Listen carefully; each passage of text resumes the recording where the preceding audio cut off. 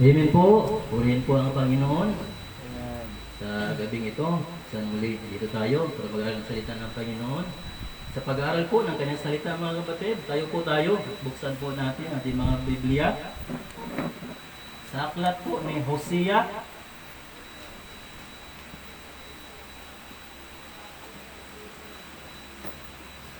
Isang verse lang, basahin natin. Verse 2.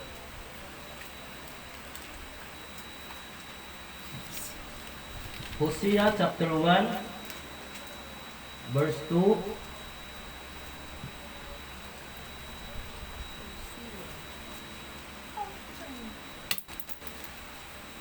Nandiyan na po ba ang lahat?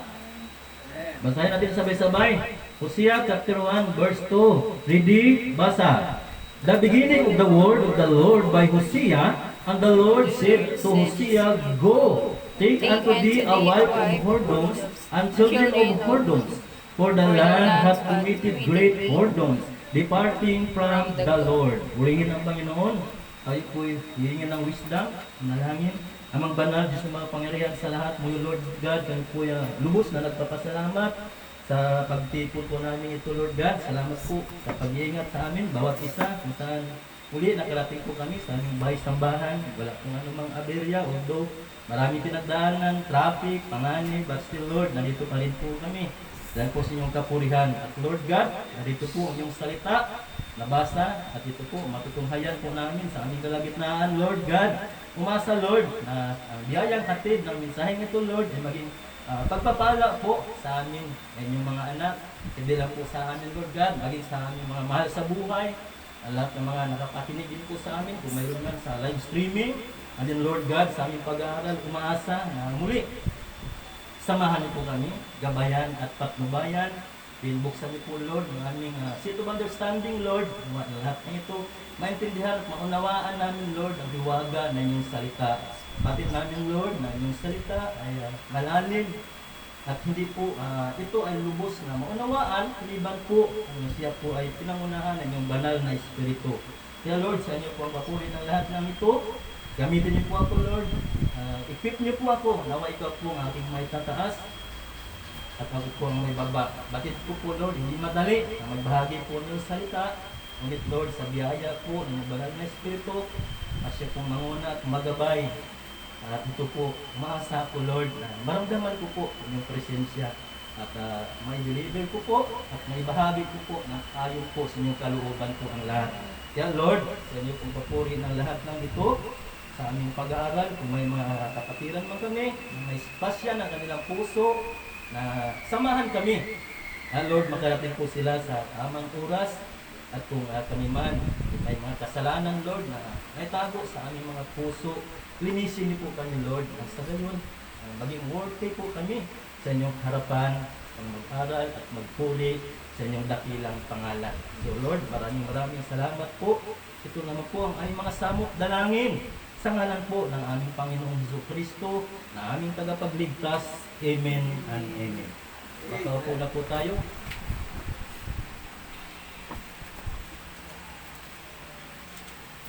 Dito po, sa ating pag-aaral, aklat po ni Hosea, yung binasa natin kanina.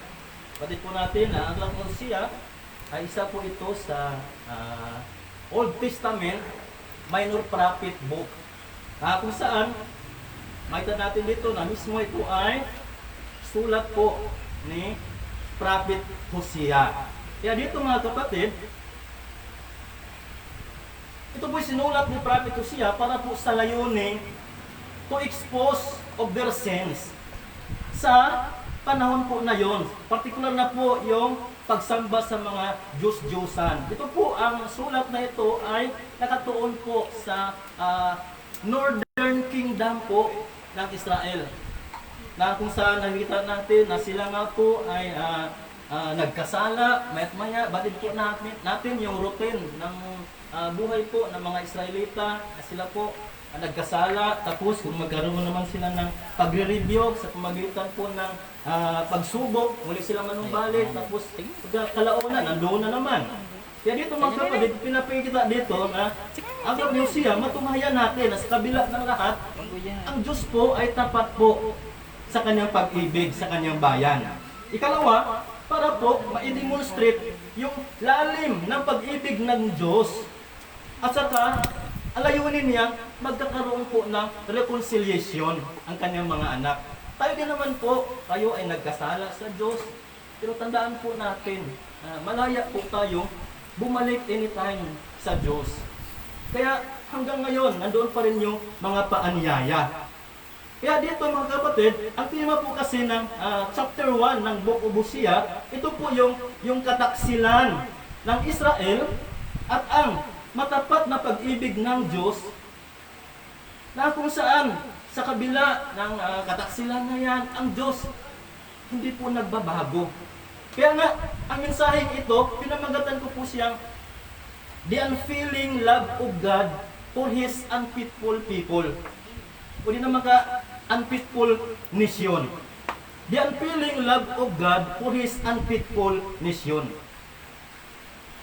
Ang magmahal ng tapat ay madali kapag ang ating minahal ay tapat din. Tama?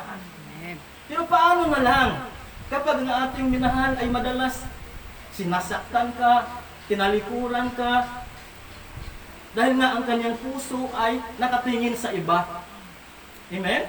Ano po kaya ang mararamdaman natin?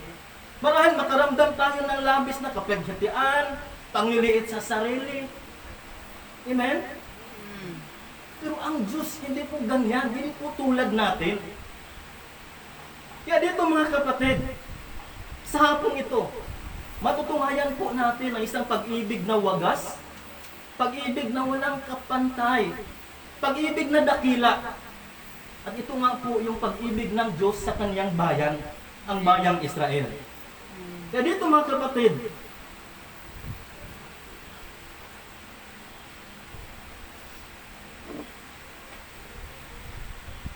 ang tanong, how can we describe the nature of God's command kay Prophet Hosea? Di ba? Bilang paraan po ng kanyang pag-abot sa kanyang mga mahal, sa kanyang bayang Israel. Doon sa talatang ating binasa. Basahin po natin sa Tagalog. Sundan nyo lang po ako para malinawan. Ang sabi nito, Hosea chapter 1 verse 2, nang unang magsalita ang Panginoon sa pamamagitan ni Hosea, sinabi ng Panginoon kay Hosea, yumaon ka, mag-asawa ka sa isang patutot at mga anak sa patutot, sapagkat ang lupain ay gumagawa ng malaking pagpapatutot na humihiwalay sa Panginoon. Ngayon, ang tanong ko, balikan natin. Ang sabi dito, how can we describe the nature of God's command to Prophet Hosea? Bilang pag-abot po sa kanyang bayan na nawalay sa kanya. Yan po yung bigyan natin ng kasagutan ngayon mga kapatid. Na siyang ating bahagi ng ating pag-aaral. Kaya dito, unang-unang punto, the strange command of God. Strange command. Bakit po kaya? Ang sabi dito sa verse 2e, and the beginning of the word of the Lord to Hosea, sabi dito, and the Lord said to Hosea, go, take unto thee a wife of whoredoms and children of whoredom. Diba? Malinaw na binasa natin sa Tagalog. Kaya strange command. Pag sinabing strange command, kakaiba. Amen?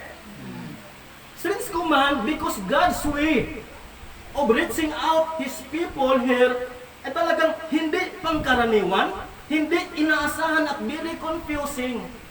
Di ba madalas pag sinasabi isang propeta kapag inatasan, madalas go ye and preach, dalhin ang salita o ang mensahe. Eh dito kakaiba, humayo ka, mag-asawa ka ng patutot. Napapansin ninyo? Kaya strange command talaga siya. Kakaibang utos.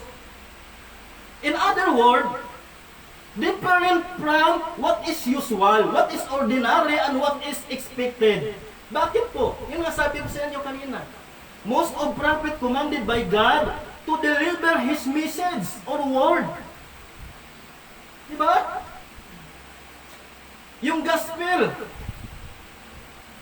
But for Hosea, sabi dito, the command was very unique and dramatic. Go! Mag-asawa ka ng patutot. Napaka-dramatic. Na marahil si Hosea nalilito. Di ba? Kung ano ang gagawin niya. Ang pagsunod ni Hosea, maganda natin ito mga kapatid, hindi po madali. This can be described as, unang-unang subpoint natin, personal sacrifice. Amen? Unang subpoint natin, a personal sacrifice. Kasi sabi, the strange command of God. Yeah, personal sacrifice, yeah.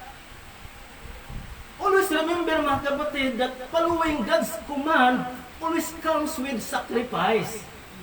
Madalas po yan, palagi po yan kasama sa pagsunod natin sa utos ng Diyos. Nangailan po talaga ng sakripisyo yan. Hindi madali. Ang sabi sa atin ng Matthew chapter 16 verse 24. Ang sabi dito, then said Jesus unto his disciples, if any man will come after me, let him deny himself, take up his cross, and follow me. Maliwanag po dyan mga kapatid, na ang pagsunod sa utos ng Diyos, hindi madali. Marahil si Hosea, nung inatasan siya, hindi madali na, marahil nalilito siya. Kumbaga, naglalaban sa kanya yung, kung paano niya sundin, kung kaya ko kaya ito. Marahil tayo din naman sa buhay natin mga kapatid. Kapag sumunod na sa panawagan ng Panginoon sa ating buhay, nandoon po yung takot, kaba. Kayanan kaya natin. Bakit? Sapagkat banal na gawain po ang gawain sa Panginoon. Hindi po na basta-basta na lang sumunod tayo. Nagpastor ka dahil nagandahan ka sa damit ni pastor. Tinulak ka kaya ka naging pastor. Bakit ka nag-enroll dito? Gusto ko kasi maging pastor. Nakita ko yung pastor namin. Ang ganda ng forma. Hindi ganon ang pagtugon sa panawagan ng Diyos. Ang panawagan ng Diyos ay between you and God, na dapat bigyan natin ng halaga na hindi madali.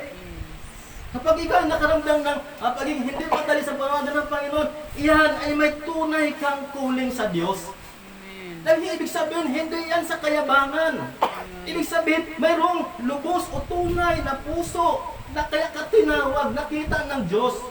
Yung personal sacrifice. Amen? Yan sa talatang ating binasa, malinaw. If any man will come after me, let him deny himself. Ang sabi doon, take up his cross and follow me. Yan po challenge sa atin, bawat isa, bilang mga mananampalataya. Amen? Yes. Na dapat sumunod tayo sa misyon, na para bagang sumunod kang may takot ka sa Diyos, na kapag inatasan ka, agad-agad. Hindi kayo pumaroon ka, napakayabang mo. Ang gawain ng Panginoon, hindi po pagalingan yan. Walang magaling sa Diyos. Yes. Kapag ikaw tinawag, ibig sabihin, karapat-dapat ka. Amen.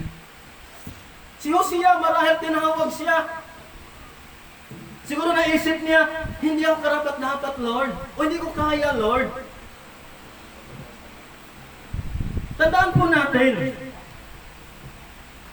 kapag ikay tinawag ng Diyos, ibig sabihin, ika-qualified ka niya. Sabi nga, God does not call the qualified, but He qualified those He calls. Amen. Amen? Siya po ang magbibigay sa atin ng kakayahan kung hindi man natin kaya. Kaya dito mga kapatid, yung bearing of the cross na nabanggit, signifies yan na dapat tiisin mo kung anumang pasakit. Mayroong mga difficulties in following God. Kumbaga parang tumutukoy dyan na may kanya-kanya tayong adjustment pagdating sa ating mission field. Amen? Yeah, sa church natin, mission field natin to eh. Di ba? Dahil naging membro tayo sa gawain ng Panginoon, naging bahagi tayo dito, may mission tayong dapat gampanan. Yung pagiging, ano lang natin, yung sa choir, pag kumakanta tayo. Di ba? Mission yan. Ginagawa natin ang gawain ng Panginoon. Kaya dito mga kapatid, ulitin ko, marahil ang paghayo ni Hosea ay baon niya ang takot, kaba, mga katanungan sa sarili, pagdududa sa sarili kung kayanin ba niya. Meaning, it shows a lot of adjustment. In every mission field na maaari nating paruroonan. Tandaan po natin yan. Kaya dito, in other words mga kapatid, ang pagtugon sa gawain ng Panginoon requires total surrender to Him. Amen? Amen. Dapat may total kang pagsuko sa Diyos. Amen. Bakit? That is God's calling. Hindi yan man's calling. Na para bagang sumunod ka sa kaibigan mo, sumunod ka sa kumpare mo. Tandaan natin, Diyos ang tumawag sa'yo. Amen. Kagaya ni Hosea na nagsakripisyo, ang Diyos din naman nasasaktan din sa ating mga kataksilan. Amen? Sa tuwing binabaliwala natin ang kanyang kalooban, binabaliwala natin ang gawain niya, binabaliwala natin yung ministry niya. Si Hosea nasaktan. Ganun din ang Diyos. Amen? Amen. Kaya, personal sacrifice. Letter B, sa point. Prophetical symbolic. Bakit ko po nasabing prophetical symbolic? The story of Hosea and Gomer, mga kapatid, hindi lang kwento ng relasyon ng isang sirang mag-asawa. It is a picture of God's relation with us. Larawan po yan ng ating relasyon sa Diyos. Si Hosea ay nirepresent niya ang Diyos na nagmamahal at nag-aalok ng kaligtasan sa kanyang bayan, Israel. While si Gomer portrays Israel na sumasamba sa mga Diyos-Diyusan. Amen? Amen. Malinaw po dyan mga kapatid. Inilarawan po dyan ni Gomer yung Israel na nagtataksil sa Diyos. Intindihan ninyo? Ang pagkakaroon ng tatlong mga anak ni Hosea at Gomer, mga kapatid, has a symbolic evidence of Israel's intense treachery against God. Mga kapatid, makita natin dito, verse 3 and 4. Di ba? Anong sabi dito sa verse 3 and 4? Sa gayuman siya, kinuha niya si Gomer na anak ni Diblaim at siya ay naglihi at nanganak sa kanya ng isang lalaki. At sinabi ng Panginoon sa kanya, tawagin mo ang kanyang pangalang Jezreel, sapagkat sandali pa at aking igaganti ang dugo ng Jezreel sa sangbahayan ni Jeho at aking paglilikatin ang kaharian ng sambayanan ni Israel. Ang sabi dito mga kapatid, yung the name Jezreel, makita natin. Ang pagkaroon ng tatlong anak, ulitin ko mga kapatid, yan po yung symbolic na evidence ng Israel nga ay talagang mayroon silang intense treachery laban sa Diyos. Ang unang anak nila, according to this context mga kapatid, is a symbol of judgment, collapse, and revealing. Kasi nga, di ba, pag sinabing unang anak, yan po yung revealing, na kung saan, katibayan niya na ikaw nga ay nag-asawa na, di ba? Pag nagpamilya, kapag panganay, di ba? Nakikita natin yan. Kaya dito mga kapatid, is that evidence that Israel deserved his punishment dahil nalantad na ang kanilang kataksilan. Sa verse 4, anong sabi dito? At sinabi ng Panginoon sa kanya, tawagin mo ang kanyang pangalan Jezreel. Malinaw po dyan mga kapatid, nabasa na natin kanina, yan po yung unang anak na masasabi natin symbolic evidence na ang Israel nga ay may kasalanang nagawa laban sa Diyos. Kaya dito mga kapatid, bakit Jezreel? Dito mga kapatid, para ipaalala sa kanila ng Diyos yung karahasang naganap sa nasabing lupain sa panahon ni Jeho. Nangyari ito sa 2 Kings chapter 10 verse 1 to 14 kung mababasa natin yan. Sa panahon po kasi na ito, si Jeho yung nagahari, tapos inatasan ng Diyos na puksain yung isang sambahayan. Di ba? Na naglilingkod sa mga Diyos-Diyosan, pero ang ginawa niya, pinuksangan niya, pero yung mga Diyos-Diyosan nandoon pa rin. Kaya doon, nalalantad yung kasamaan nila, yung kasalanan nila. Kaya yan po yung una na anak ni Hosea at ni Gomer, na bilang nakita natin symbolic evidence ng kanilang pangangalunya. Amen? Kaya number 2, the name Lo-ruhamah. Ikalawang anak nila, no more mercy. Ito ang ibig sabihin ng salitang Lo-ruhamah. Pinapakita dito mga kapatid na ang Diyos, ipinagkakait niya ang kanyang habag. Ito ay bilang bunga ng kanilang paulit-ulit na pagtataksil. Amen? Amen. Kasi una, nagkaroon na ng Jezreel, hindi pa nagsawa. Ibig sabihin, nagkaroon pa ng pangalawa, si Lo-ruhamah. Anong ipinapakita dito? This is an intense statement mga kapatid. Ang bayan na dati ay labis na iniibig, ngayon ay pagkakaitan na ng awa ng Diyos. Kaya mga kapatid, makita natin dito na ang bayang Israel kailanman hindi natututo sa unang pagkakamali. Kaya batid naman natin yung routine ng kanilang buhay noon, di ba? Pag nagkasala sila, pinalo sila ng Panginoon, may mga darating na mga kung anong-anong mga pagsubok sa kanila. Ayon, sandali lang sila magbalik loob sa Diyos. Tapos kalaunan, nandoon na naman. Larawan po yan ng mga tao sa kasalukuyang panahon, mga kapatid. Ganon din naman tayo eh. Di ba? Amen. Lalo na siguro kung wala tayo sa gawain ng Panginoon. Kaya bilang Kristiyano, dapat makikita natin to kung paano natin bigyang pansin yan na dapat maging inspirasyon sa atin yung pag-aaral natin ito. Amen. Number 3. Unang-una, yung the name Jezreel, then Lo-ruhamah. Number 3, the name Lo-ammi. Ano po ito? Makita natin siya sa verse 8 and 9.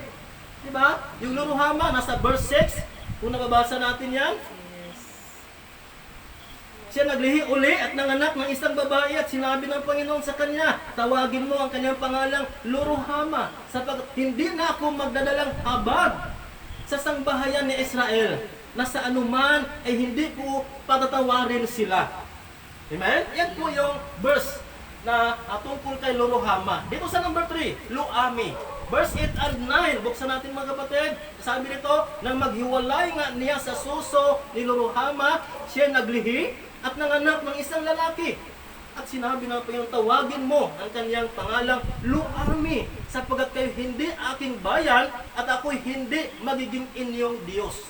Malinaw dito mga kapatid, ano po ang ipinapakita dito? The name Lo-ammi, mga kapatid, ang sabi dito, I do not recognize you as my hometown or I am not your God. Malinaw po dito mga kapatid. Ito ang pinakamabigat na pahayag ng Diyos dahil itinatakwil ng Diyos ang Israel bilang kaniyang bayan. Amen? Amen. Makita natin dito mga kapatid. Kumbaga, His covenant has been cut off. Mga kapatid, alam po kasi natin, ang Israel, may pangako po kasi ito. Amen? Mamaya, madaanan natin yan. So, ipinapakita dito mga kapatid na ang hangganan ng pag-ibig ng Diyos ay sagad na. Amen? Kaya sa ating buhay mga kapatid, kapag patuloy po tayong nagpasaway sa Diyos mga kapatid, nasasagad rin ang kagandahang loob ng Diyos sa atin. Yan po yung tandaan natin. What is the cause of strange command? Ulitin ko ang tanong. What is the cause of strange command of God to Prophet Hosea? Dito mga kapatid, to expose o ilantad, to expose the harlotry of the people of Israel. Yan po yung dahilan. Para malantad, mabunyag yung kanilang pangangalunyang ginawa. Amen? Kaya yan yung point number 1 natin. The strange command of God. Kaya dito, number 2 points mga kapatid.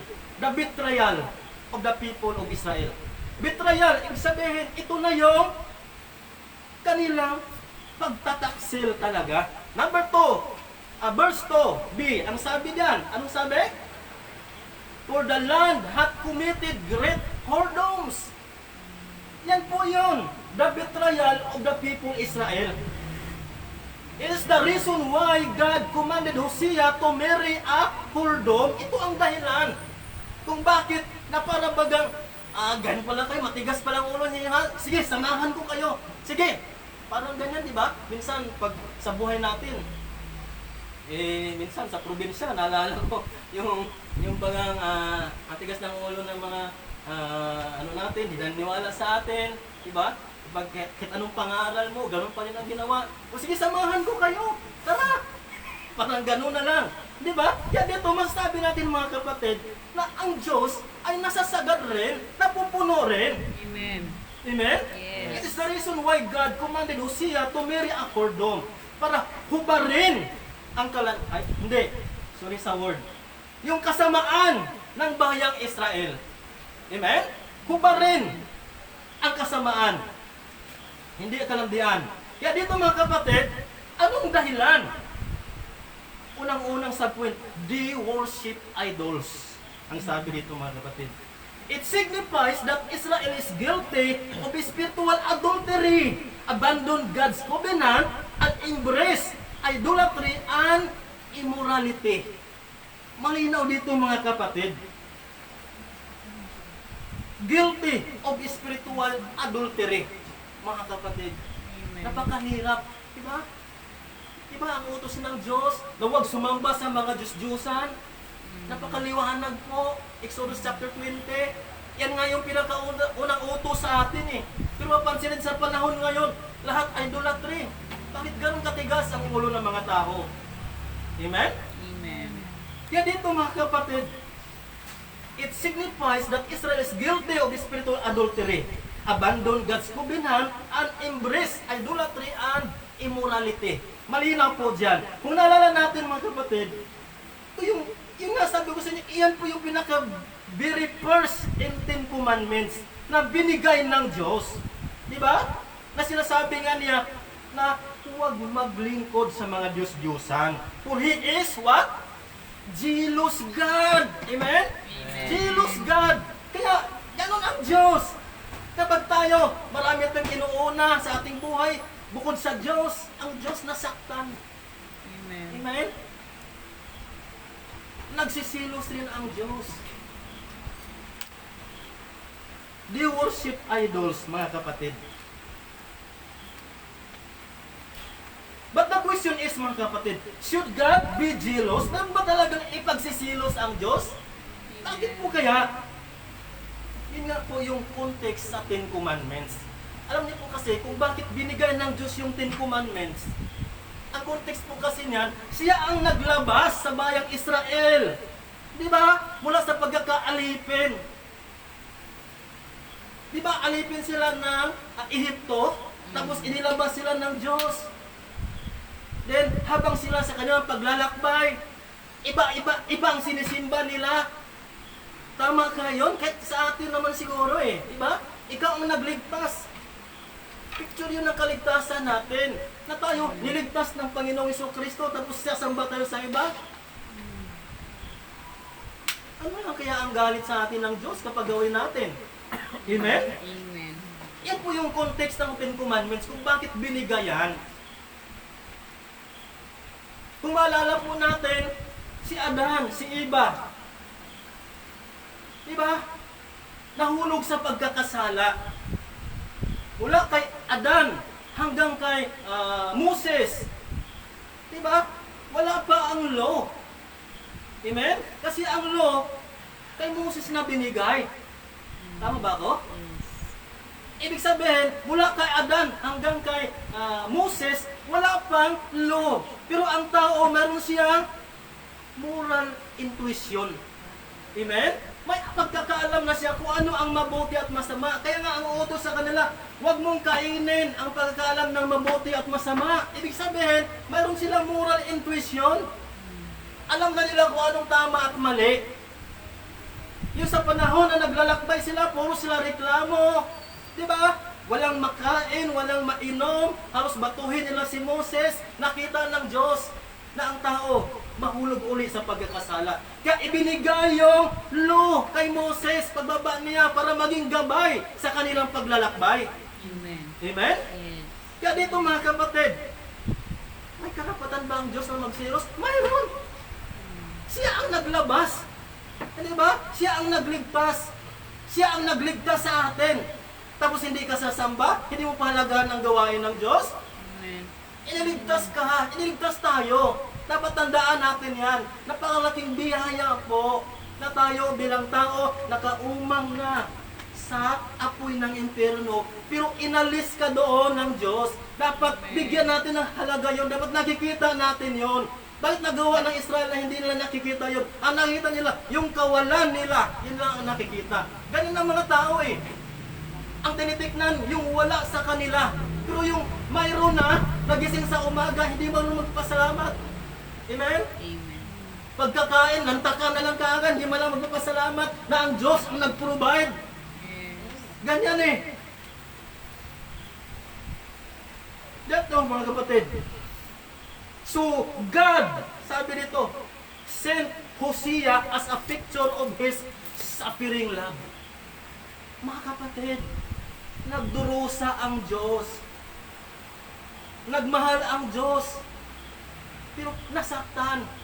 Amen? Amen. Si Hosea, naranasan niyo na bang magmahal na nasaktan ka? Niloloko ka ng kasing irog mo, yung nobya mo, yung girlfriend mo? Masakit para sa Diyos. Because of the unfaithfulness of His people, yun nga, hinango niya ito mula sa karumihan na sumisimpulo sa pagkatao ni Gomer bilang Israel. Dito mga kapatid, ang kataksilan ni Gomer is a picture of Israel's wickedness na pinakasalan pa rin ni Hosea as a symbol of God's love.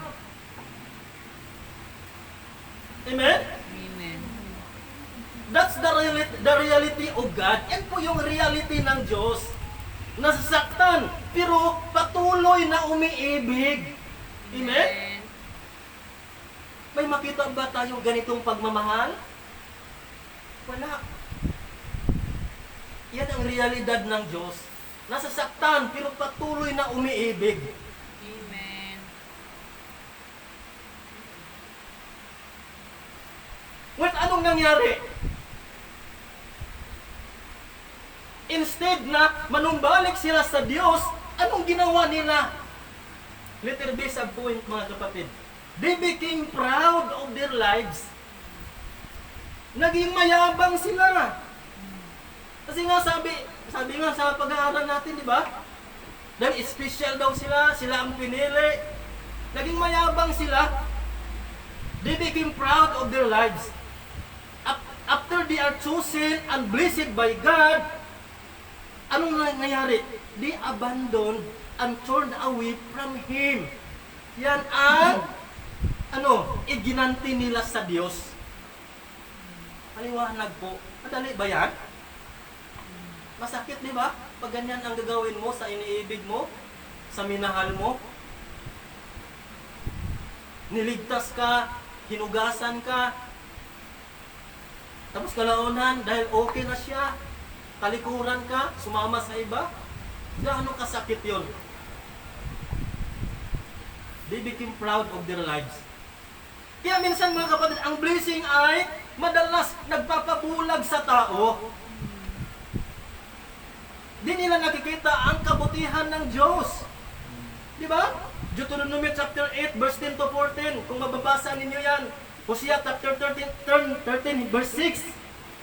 Kung maalala natin yan mga kapatid, kung paano sila tinatrato, paano nila tinatrato si Moses, kung balikan natin, during their journey. All of those are signs of their pride, na para ba hindi na nila kailangan ang Diyos. Ba? Yan sa karireklamo nila, Hindi nila naalala kung paano hinati ng Diyos ang Red Sea para lang makatawid sila at makatakas ang mga sundalo na humahabol sa kanila. Hindi na nila naalala yon. How God provide the pillars of clouds by day and pillar of fire by night. Diba? Sa kanilang paglalakbay. Dahil desierto yon, mainit, ang Diyos nag-provide ng pillar of cloud para maliliman lang sila, hindi sila mainitan. At sa gabi naman, dahil malamig ang panahon, si God nag-provide naman ng pillar of fire para magbigay ng init sa kanilang paglalakbay. Ganyan sila iniingatan ng Diyos. Pero anong ginante nila? Ganun din naman tayo sa buhay natin, mga kapatid. Kung alam lang natin kung paano tayo iniingatan ng Diyos, mahiya tayo sa sarili natin. Eh, yung paglilingkod natin sa Panginoon, dapat isipin natin na maigi kung tama ba itong ginawa natin bilang mga lingkod niya, bilang mananampalataya. Minsan, absent tayo sa paglilingkod, absent tayo sa gawain, araw ng linggo, Miyerkules, wala tayo. Kung present man tayo, late pa. Ganyan ba? Ang pagtrato natin sa pag-ibig ng Diyos sa atin? Kung paano niya tayo iniingatan? Ganyan tayo. Lahat ng kailangan natin sa buhay na ito, provide by God yan. Amen. Pero hindi natin nakikita yan. Nag-provide siya ng mana at siya kuwil para may makakain at maiinom sila. Wala lang mainom kaagad. Gusto nila ang Diyos parang genie. Di ba? Walang tubig. O, tubig kaagad. Walang makain. Andiyan kaagad ng ano. Di ba? Dapat matuto tayong humingi. Matuto tayong manalangin sa Diyos para pagpapalain. Ganyan dapat. Amen. Ano nangyari? But despite their actions, mga kapatid, God remained faithful. Tayo din naman sa ating buhay, mga kapatid. Minsan, nagiging taksil tayo, but God still remain faithful to us. Tandaan po natin yan. Number 3, points natin. The faithfulness of God in His covenant. Mga kapatid, sa kabila ng kataksilan at pagtalikod sa Kanya, ng Kanyang bayan, God remain faithful to them.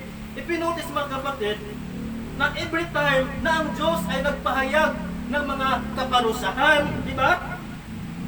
He always gives a promise of blessing. Amen. Yeah, verse 10. Tingnan mo dito sa verse 10. Hosea chapter 1, verse 10. Gayunmay, ang bilang ng mga anak ni Israel ay magiging parang buhangin sa dagat na hindi matatakal o mabibilang man, at mangyayari na sa dakong pagsabihan sa kanila, kayo hindi aking bayan, sasabihin sa kanila, kayo'y mga anak ng buhay na Diyos. Mga kapatid, makita natin dito ang katapatan ng Diyos sa kanyang pag-ibig, na bagamat nagpahayag siya ng kaparusahan, pero makita natin diyan na kumbaga, God, every time He expresses punishment, He always gives a promise of blessing. Amen? Kaya dito, mga kapatid, letter A persistent forgiveness. Dito, mga kapatid, pag sinabing persistent, tuloy-tuloy. Kumbaga, yung biyaya ng Diyos na kanyang pagmamahal, hindi po yan natitigil, walang patid, mga kapatid. Di ba? Na-realize ba natin yan? Pag napatid yung pag-ibig ng Diyos sa ating buhay, kapatid, wala na tayo. Wala na tayong hininga. Dahil sa ang Diyos tapat sa atin, araw-araw, ginising ka niya. Kaya persistent forgiveness. This is the nature of God. Ang pagiging mapagpatawad. God is always willing to forgive us when we repent and turn back to Him. Yan po yung katangian ng Diyos. Kasi kung ang tayo lang tao masunod, kaya natin gawin yan? Kaya minsan nga titingnan mo lang yung isang tao, nagagalit na. Dito, mga kapatid, Hosea's life is a motive of God. Di ba? Ang Diyos nagbibigay motibo sa kanyang bayang Israel upang muli manumbalik sila sa kanyang piling. At iyan si Hosea is a motive of God Sabi dito, upang muli niyang makapiling ang kanyang bayang iniibig. Grabe, ano? Ang bihirang pag-ibig na yan, ano? Napakamatyaga. Ang tao. Ewan ko, napakalayo. Hindi ibig sabihin, mga kapatid, na ang Israel ay karapat-dapat o katangi-tangi sa kanyang pag-ibig. Kundi, ano sabi dito? Ang Diyos ay likas at tapat kapag umiibig. Amen? Iyan ang kalikasan ng Diyos. Larawan po natin yung Israel. Tayo kaya sa buhay natin, kaibig-ibig ba tayo? Di ba? Guwapo ba tayo? Para ibigin, mahalin ng Diyos? Sino ka ba para iligtas? Ganyan ang Israel. Hindi ibig sabihin ng Israel ay karapat-dapat sa kanyang pag-ibig, kundi ang Diyos ay likas at tapat magmahal. Na kahit masaktan, patuloy pa rin nagmamahal. Amen. Ganyan ang Diyos sa atin. Kaya persistent forgiveness. Letter B, a hope beyond judgment, mga kapatid. In spite of his judgment, mayroong pag-asa para sa Israel. Verse 10 and 11, mga kapatid, anong sabi dito? Gayunmay, ang bilang ng mga anak ni Israel ay magiging parang buhangin sa dagat na hindi matatakal. Ang mabibilang man at mangyari na sa dagong pagsabihan sa kanila, kayo hindi aking bayan, sabihin sa kanila, ako'y mga anak, kayo'y mga anak ng buhay na Diyos. Verse 11, at ang mga anak ni Judah at ang mga anak ni Israel ay mapipisan at sila'y mga kahalal sa kanilang sarili ng isang pangulo at sila'y magsisampa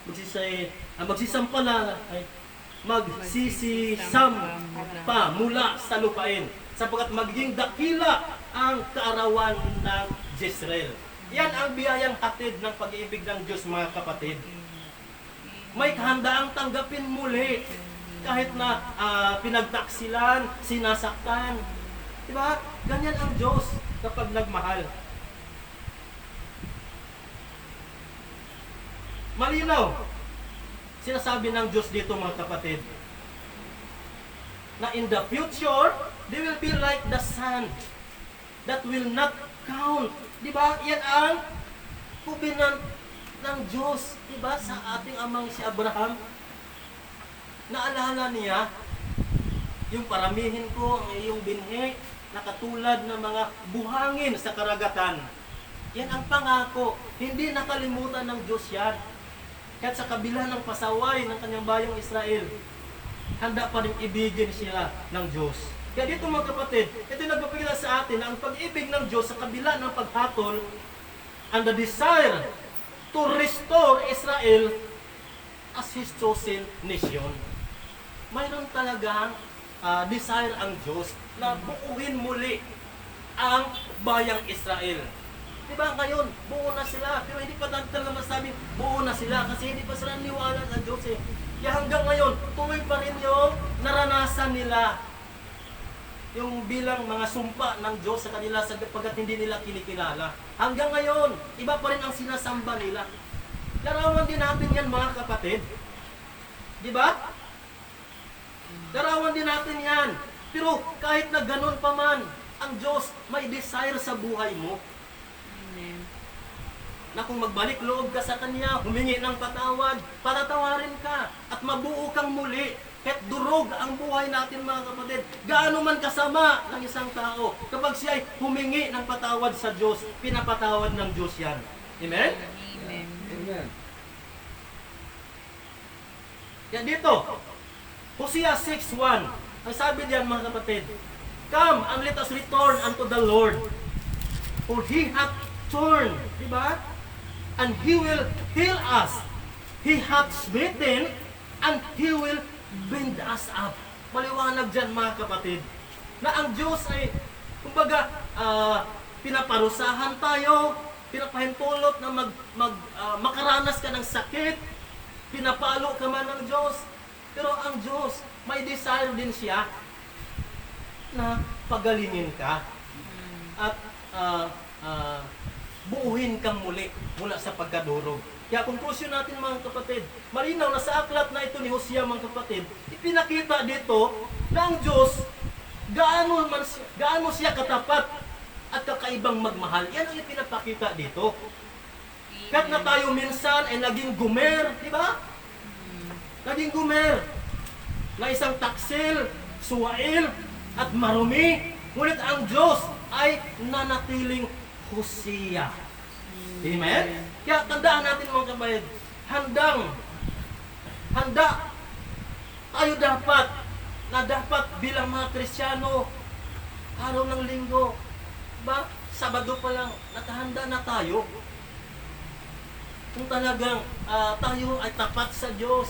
Eh sabi ko sa iyo kanina ang magmahal ng tapat ay madali kapag ang minahal mo ay tapat din. Pero paano na lang kung yung mahal mo ay madalas kang sinasaktan, di ba? Napakahirap nun. Kung ikaw tao, kung ikaw tanungin, ay hindi na dapat ibigin pang taong iyan. Pero ang Diyos, iba. Amen? Amen. Yan dapat ang nakikita natin. Kaya dapat maging tapat din tayo.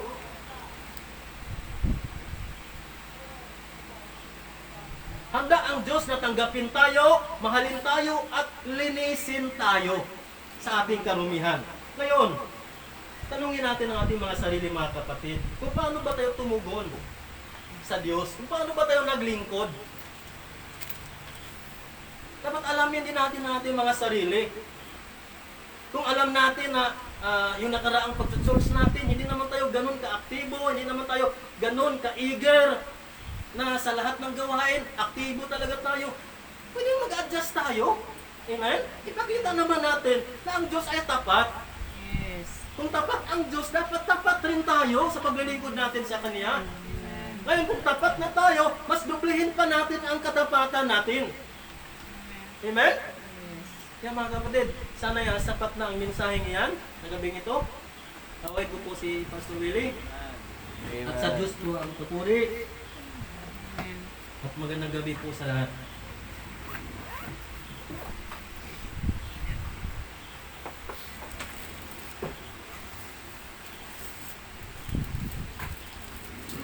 Amen po. Amen. Kaya,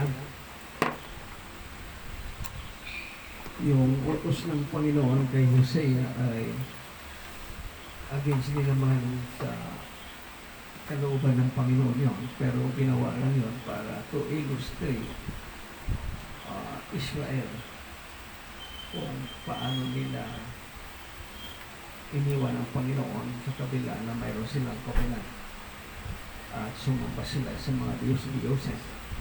Ito yung mga panahon po na namatay na si King Solomon at muli na naibalik po ang bansa sa divided kingdom.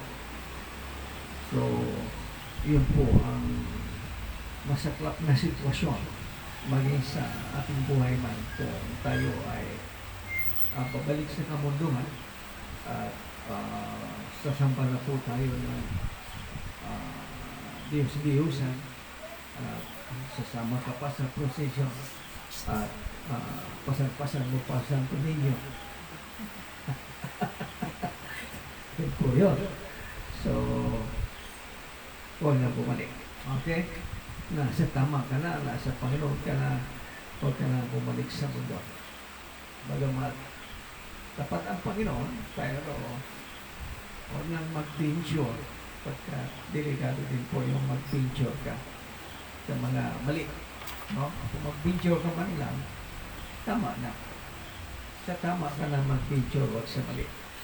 Okay, so salamat po sa mensahe para mapaalahan tayo po na katulad ng Israel ay ganoon din po naman tayo. Pero ngayon na ito, ligtas na po, so manatili tayo sa Panginoon. Okay, so ano gusto nyo? Isang panalangin? Mas okay sa inyo yun? O, sige, tayo po tayo.